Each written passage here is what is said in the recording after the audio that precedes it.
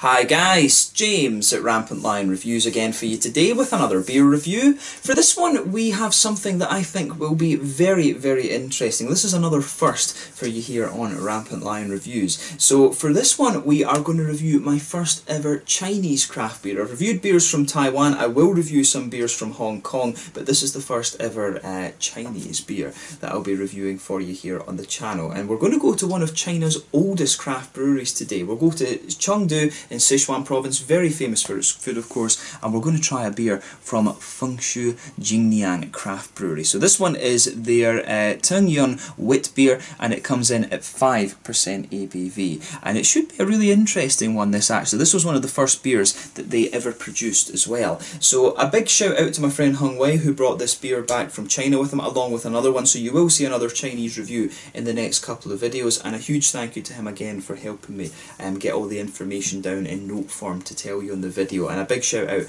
to my friend Ang as well, who lives in Sichuan province in Chengdu. Very good cook actually. But yeah, really looking forward to trying this one, and as always I hope you guys enjoy my take on this beer. I will apologise in advance for any bad Chinese pronunciations in this video, because obviously Chinese, it's a bit of a crazy language for someone whose first language is English, and then there's a bit of Swedish in there as well. But very much looking forward to this, and as always I hope you guys enjoy my take on this beer. So anyway, as is usual with my reviews then, I'll tell you a little bit about the brewery. If you want to get straight to the tasting, just fast forward. All the usual links are in the description below. That's the brewery website, the link to my other reviews that hopefully I can do in the future from Fengshou Jingniang craft brewery. Very first time I'm trying one of their beers. There's all the usual social media. If you want to see more beer reviews, do please consider subscribing to the channel. The whole channel of course has a geography based tagging system, so you can go into the home page and search for beer based on country, city, state, county, prefecture, whatever it is you're interested in.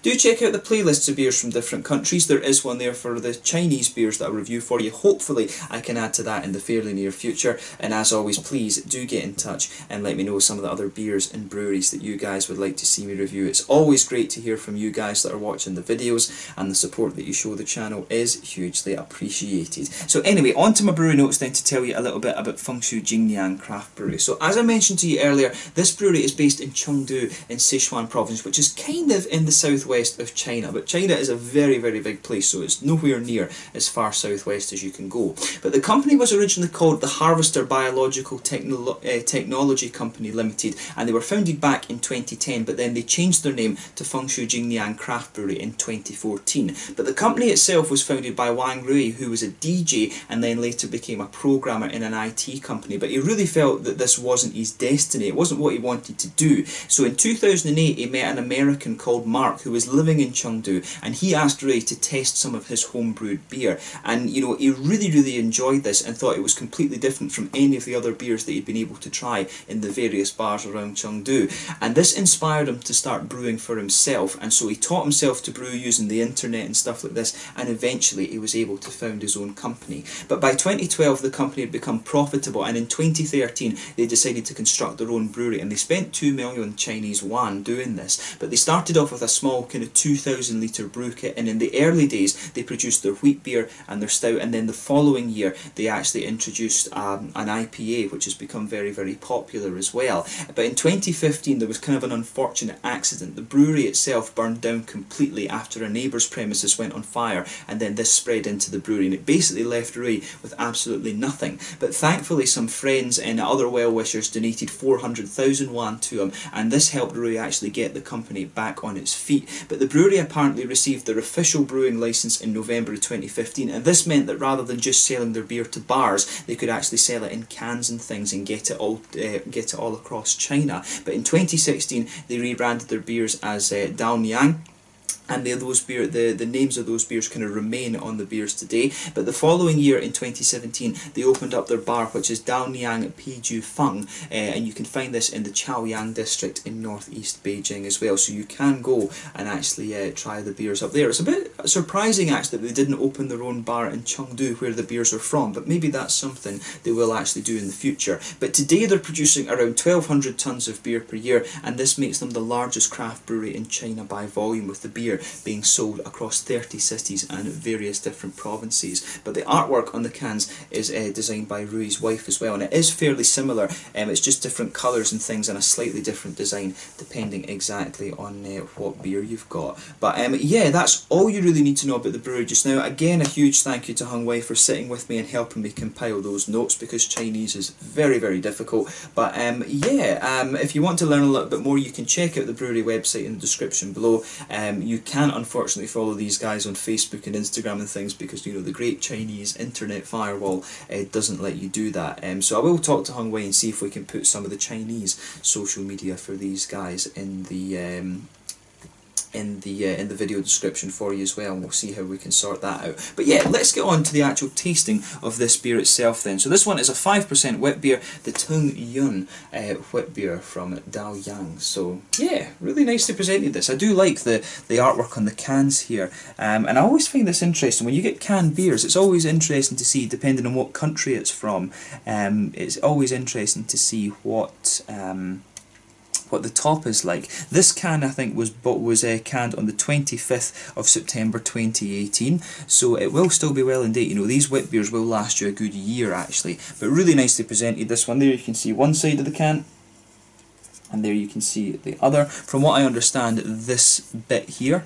in the Chinese characters does mean Teng Young, if I'm pronouncing that correctly. But yeah, without further ado then, let's get this guy out and we will get on with the tasting. I'm very curious to see how this one turns out. I'll just put this up there for you in case there's any of you can read Chinese. You can see some more details about the beer itself. But let's get it out and we will get on with the tasting. And I just hope that I don't destroy this can. Ah, okay, there we go. So you have to pull this little bit off. Okay, cool.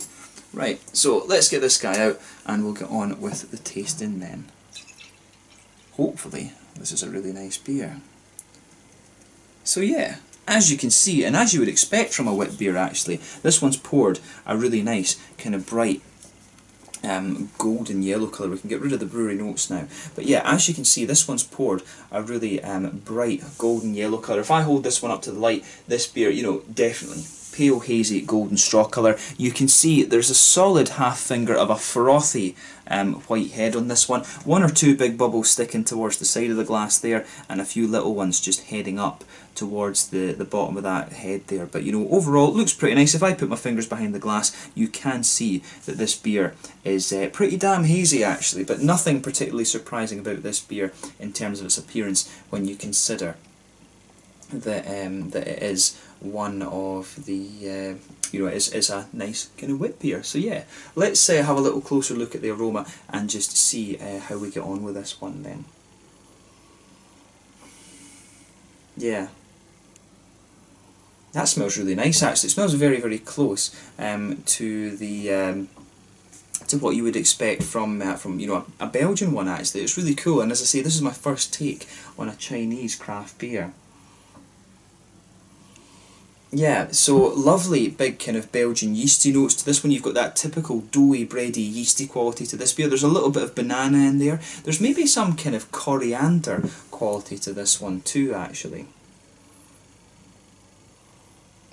Yeah, this is really, really nice.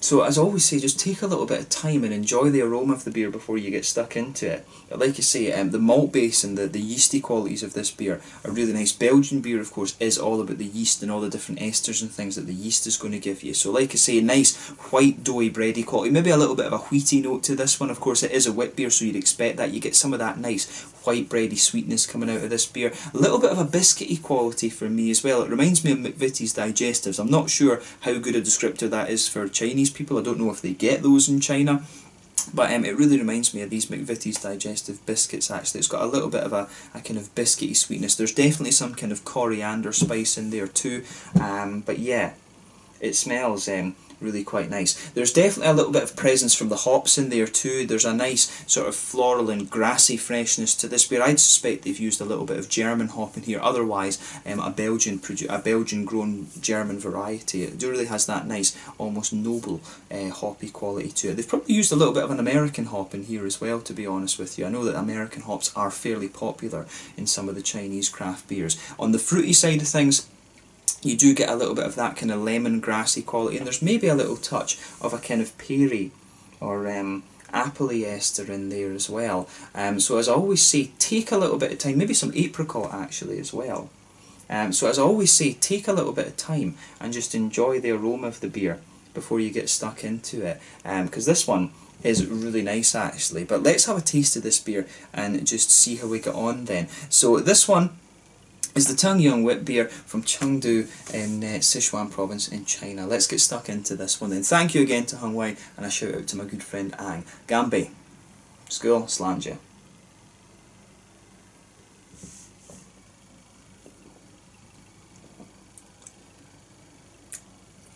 Yeah, that's nice actually. I like that. That's a good quality beer. First impression that I'm noticing of this one, if you compare this, as you inevitably will, to the Belgian wit beers, this one, it's a little bit lighter in its mouthfeel, and I have noticed this about Asia actually. Asia obviously is quite a hot continent by and large, and the one thing you do start to notice about the beers when you try things from different countries over there is that you always seem to have this element of drinkability. So the mouthfeel of beer compared to other places is usually a little bit lighter. You can feel the lightness in the mouthfeel of this beer.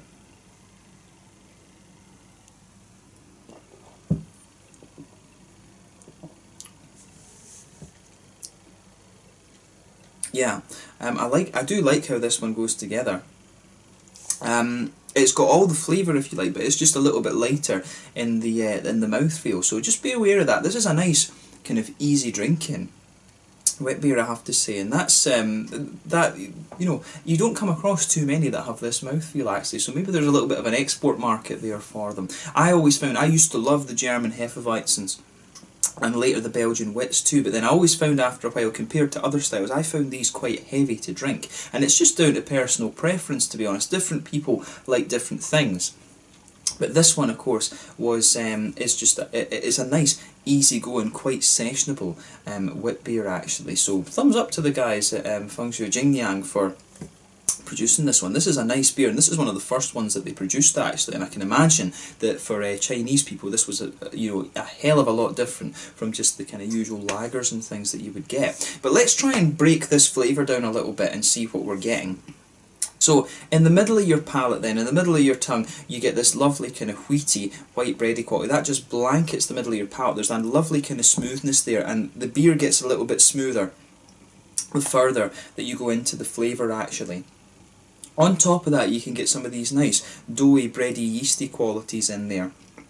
So it does have a little bit of a more thicker quality in the middle of the palate, and the further you go into the aftertaste, the more that flavour evolves a little bit to be kind of more like a sort of banana flavour, to be honest. In the very centre of your palate, you get some nice kind of biscuity flavours. As I say, it reminds me of McVitie's digestives. I don't know how good a descriptor that is for Chinese people. Maybe people in Hong Kong, right enough, because of there used to be a British trading post basically.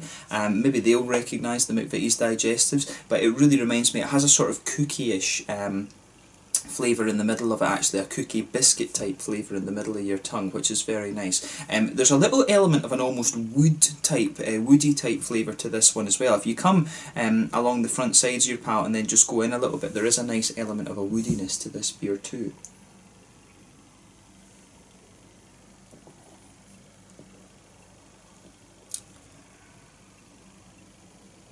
Yeah, I really like how this, how everything in this beer goes together. It's a really nice, easy drinking wit beer that has all the types of flavour that you'd expect, and it's not as if the flavour's toned down at all. All the flavour's there. It just has a nice kind of sessionability to it. So thumbs up to the guys at Fengshou Jingniang for actually for getting this beer out there. This must have been, as I say, it must have been really different for people in Chengdu when this beer first appeared on the market.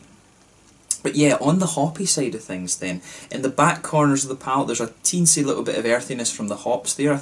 I do suspect there's a bit of German hop in here as well actually, but there is a good bit of American. You can tell from the way some of the floral qualities are with this beer. But as you come further forward along the side of your palate, you get these nice floral aromatic flavours. There's a little touch of a spicy note to this one as well, and that builds a good bridge. You can feel that there is a coriander or maybe even a little touch of a peppery spice in the middle of your palate as well. That's just infused throughout the whole palate actually. But you can feel on the front corners of your palate there's a nice little bit of a floral aromaticity to this one, and then round the very front curve of your tongue you've just got that lighter kind of grassy ester in there, and it does have that sort of grassy, slightly lemony ester freshness to it, which is really nice as well. There is a bit of a kind of fresh quality to this beer which suits the sessionability once again. Behind the front curve of the palate, of course, that's where you start to feel that almost oily bubble on the front part of your palate, and that's where you get some of the nice fruity esters out of this beer. For me, there's an element of apricot in there. There is a little touch of an apricot-y flavour, and maybe some peary esters too. Maybe a little touch of apple, something like that. But it's kind of interesting because on the very edge of your tongue, you've got the fresh, grassy sort of esters, but then behind that you get the apricots, you get a little bit of the pears and the apples as well. So this beer, it really does have everything that you could want from a Witbier, and I'm not surprised. You know, it's nice this, and I'd heard Chang Wei was telling me that this brewery was quite well respected in China, so pretty good actually.